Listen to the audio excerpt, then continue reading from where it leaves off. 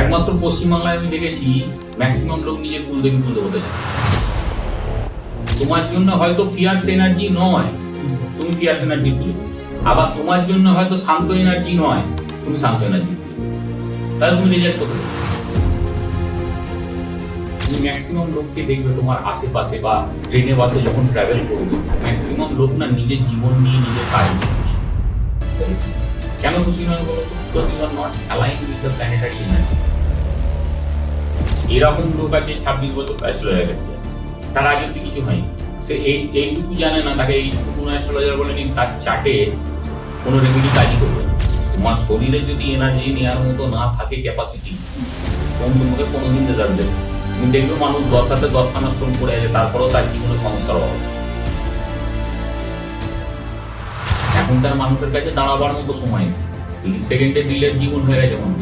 30 সেকেন্ডে মানুষ রেমেডি চায়, 30 সেকেন্ডে কোনো রেমেডি হয় না।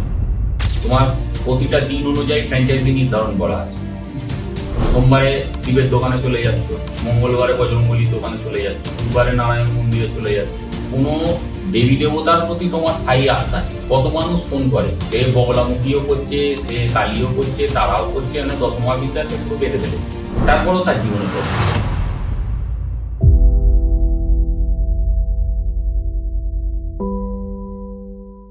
নমস্কার, নাদা কসমিক সাউন্ডের একটা নতুন এপিসোডে আপনাদের সবাইকে স্বাগত জানাই।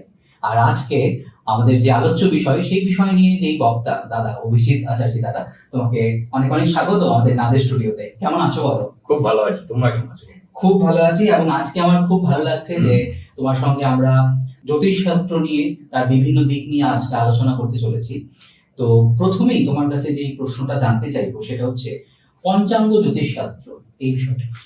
পঞ্চাঙ্গ জ্যোতিষশাস্ত্র, জ্যোতিষশাস্ত্র তো একটা সমুদ্র, তার মধ্যে পঞ্চাঙ্গ হচ্ছে একটা পার্ট। আচ্ছা, ঠিক আছে, যেটা তুমি বলতে পারো অ্যাস্ট্রোলজির শুরু। বেশ। ঠিক আছে, পঞ্চাঙ্গটা কি? 5টা এলিমেন্ট। ঠিক আছে, 5টা এলিমেন্টে তার মধ্যে যেটা হচ্ছে তোমার তিথি, যোগ, বার, করণ, নক্ষত্র, এই নিয়ে হচ্ছে আমাদের পঞ্চাঙ্গ। ঠিক আছে, এবার তিথির একটা আলাদা পার্ট আছে, করণের একটা আলাদা পার্ট আছে, যোগের একটা আলাদা পার্ট আছে, নক্ষত্র আর বারের একটা আলাদা আলাদা পার্ট আছে। এবার এই সংমিশ্রণে যেটা হয় সেইটাই আমাদের ডেইলি ইভেন্টে চলে। আচ্ছা, প্রতিটা তিথি কোনো না কোনো প্ল্যানেট দ্বারা গভর্ন, প্রতিটা করণ কোনো না কোনো প্ল্যানেট দ্বারা গভর্ন, প্রতিটা যোগ কোনো না কোনো প্ল্যানেট দ্বারা গভর্ন, বারগুলো কোনো না কোনো প্ল্যানেট দ্বারা গভর্ন। ঠিক আছে, তো এই এতে ধরো আজকে যেমন আজকের দিনে তোমার চন্দ্র, বুধ আর রবি রয়েছে, তার মধ্যে চন্দ্র ইনফ্লুয়েন্স বেশি আছে। আচ্ছা, ঠিক আছে, আচ্ছা, মাঝখানে একটা প্রশ্ন করতে চাই, এই যে ধরো কার ইনফ্লুয়েন্সটা বেশি, এটা আমরা কিভাবে বুঝবো?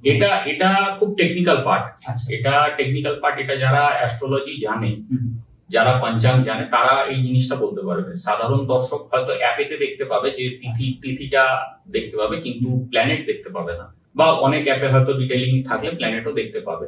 কিন্তু বহু ক্ষেত্রে কি হয়, তিথির ক্ষেত্রে বলো বা করণের ক্ষেত্রে বলো, অনেক জায়গায় একটু প্ল্যানেট ডিফার করে।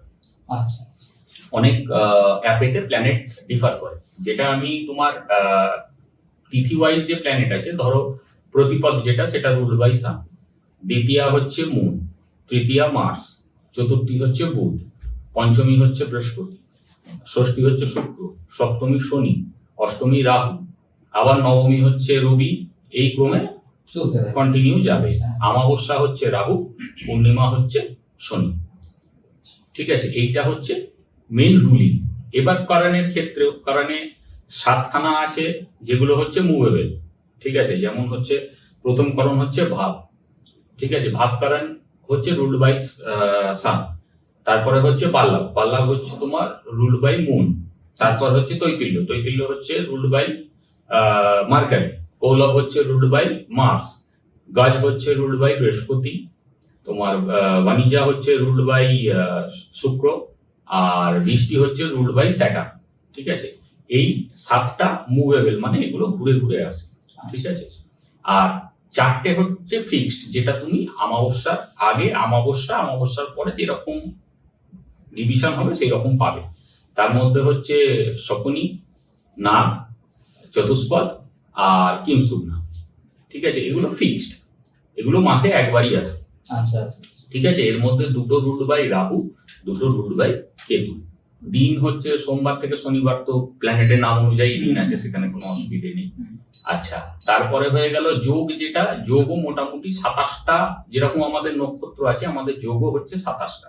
যোগ হচ্ছে তিথি আর নক্ষত্র মিলিয়ে যে জিনিসটা হচ্ছে আকাশে, সেটাকে যোগ বলা হচ্ছে, বা সরল ভাষায় বলতে গেলে প্ল্যানেটারি পজিশনের উপরে যোগ তৈরি হচ্ছে। এর যদি তুমি ডেফিনেশন চাও, ডেফিনেশন হচ্ছে তোমার সানের লঙ্গিটিউড, চন্দ্রের লঙ্গিটিউড অ্যাড করে সেটাকে 27 দিয়ে ডিভাইড করতে হবে, তারপরে সেটাকে 13 ডিগ্রি 40 মিনিট দিয়ে ডিভাইড করতে হবে। একটা যোগের ডিউরেশন হচ্ছে 13 ডিগ্রি 20 মিনিট। আচ্ছা, ঠিক আছে, এইভাবে যোগ নির্ধারণ হয়। এবার এই যে 5টা জিনিস, এই 5টা জিনিসের মিলনে হচ্ছে পঞ্চাঙ্গ। এটা তোমার জন্ম থেকে আপ টু মৃত্যু, এইটার উপরেই সমস্ত কিছু নির্ভরশীল। তিথি, মুহূর্তটা পঞ্চাঙ্গের একটা 6 নম্বর পার্ট, যেটা ইজ হিডেন পার্ট।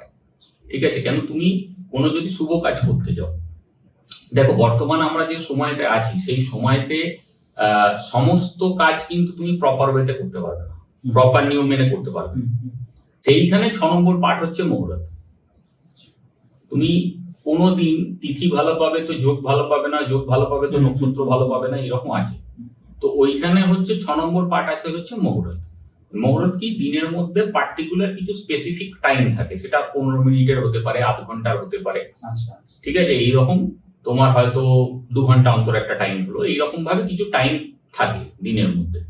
সেটা যে যে জায়গায় বসে আছে সেই জায়গার ল্যাটিটিউড লংটিটিউড অনুযায়ী হয়। সেইটাকে তোমার দেখে টাইমটা বেরোলো, এবার ওই টাইমের মধ্যে তুমি কাজ করো, ওই টাইমের মধ্যে কাজ করলে তোমার কাজ অনেকটাই সাকসেস হয়ে যাবে এবং অনেকটা স্মুথ ওয়েতে কাজ হবে। এবার যদি ধরো প্রপার তোমার ধরো কোনো হেভি কাজ আছে, যেটা তোমার মানে 1-2 দিন পেছাতে পারো, কোনো বড় ডিসিশন আছে বা কোনো কিছু পারচেস করবার আছে, সেক্ষেত্রে দেখবে মানুষ যদি গাড়ি কিনতে যায়, বাড়ি কিনতে যায়, বা কোনো ইনভেস্টমেন্ট যদি করতে যায়, মানুষ একটা দিন বা তিথি এগুলো দেখে চলে। সেক্ষেত্রে বেস্ট হচ্ছে প্রতিপদ।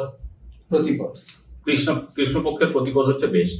আচ্ছা, মানে যে কোনো জিনিস ক্রয় করার, মানে সেটা গাড়ি, প্রতিপদ হচ্ছে, হ্যাঁ, প্রতিপদ হচ্ছে ফর প্রসপেরিটি। দ্বিতীয়াতে কি, দ্বিতীয়াতে তুমি করতে পারবে, কিন্তু দ্বিতীয়াতে না ঠকে যাবে বেশি। ঠিক আছে, তৃতীয়াতে তোমার স্থিরতা পাবে না, আনসেটলিং ব্যাপার স্যাপার। চতুর্থীকে বলা হয় রিক্ত তিথি। চতুর্থী, নবমী আর চতুর্দশী, এটা হচ্ছে রিক্ত তিথি। এই তিথিতে শুভ কাজ করা হয় না। আচ্ছা, এগুলো কিসের জন্য ভালো? কোন রকম তুমি পড়াশোনা করছো, স্টার্ট করতে চাইছো, কোন রকম তুমি সাধনা স্টার্ট করতে চাইছো, কোন রকম তুমি মন্ত্র জপ করতে চাইছো, তার জন্য এই তিথিগুলো ভালো। মানে চতুর্থী যেগুলো বললে, চতুর্থী, নবমী, চতুর্দশী। আচ্ছা, আর 1, 6, 11 অলওয়েজ ভালো, কিন্তু যেটা প্রতিপদ দেয় সেই সেম রেজাল্টটা ষষ্ঠী দিতে পারবে না, সেই সেম রেজাল্টটা একাদশী দিতে পারবে না, আনটিল এন্ড আনলেস সেটা শুক্রবারে করেছে। আচ্ছা, শুক্রবারে যদি করে এটা সিদ্ধ যোগ হয়ে যাবে। আবার তোমার এই সেম জিনিস যদি তোমার রবিবারে পড়ে, মানে প্রতিপদ, ষষ্ঠী আর একাদশী যদি রবিবারে পড়ে, সেটা অমৃত যোগ হয়ে যাবে। আচ্ছা, ঠিক আছে, এইগুলো অনেক রকম জিনিস বিচার করে করতে হয়। এখন দেখো ডেইলি লাইফে কারোর পক্ষে এরকম ভাবে বিচার করা সম্ভব নয়, কোনো মানুষেরই এরকম ভাবে বিচার করা সম্ভব নয়। ঠিক আছে, তো সেই জন্য 6 নম্বর পার্ট হচ্ছে মুহূর্ত। যেমন আমাদের এই সাইডটা ইস্টার্ন পার্টটায় একটা জিনিস চলে হচ্ছে রাহুকাল, বিশেষ করে বাংলায় খুব মানা হয় রাহুকাল। অ্যাকচুয়ালি রাহুকাল বা তোমার এই যে রাহুকাল না, সরি, কালবেলার যে কনসেপ্টটা এইখানেই চলে। ওই দুপুর বেলার টাইমটা ছেড়ে দিয়ে কাজ করতে বলে, কিন্তু এটা তোমার নর্থ ইন্ডিয়াতে বা সাউথ ইন্ডিয়াতে এটাকে মানে না, বা বড় বড় অ্যাস্ট্রোলজাররাও কিন্তু এটার মান্যতা দেয়। এখন ধরো তুমি কোথাও কাজ করছো অফিসে, তোমাকে ওই সময়ের মধ্যেই একটা ফাইলকে সই করতে হবে, তুমি তো না বলতে পারবে না। ঠিক আছে, ওই জন্য মুহূর্তটা তোমার সবকিছুর ঊর্ধ্বে। তুমি যদি পার্টিকুলার টাইম মেনে কাজ করো, তাহলে সেটা খুব ভালো রেজাল্ট দেয়।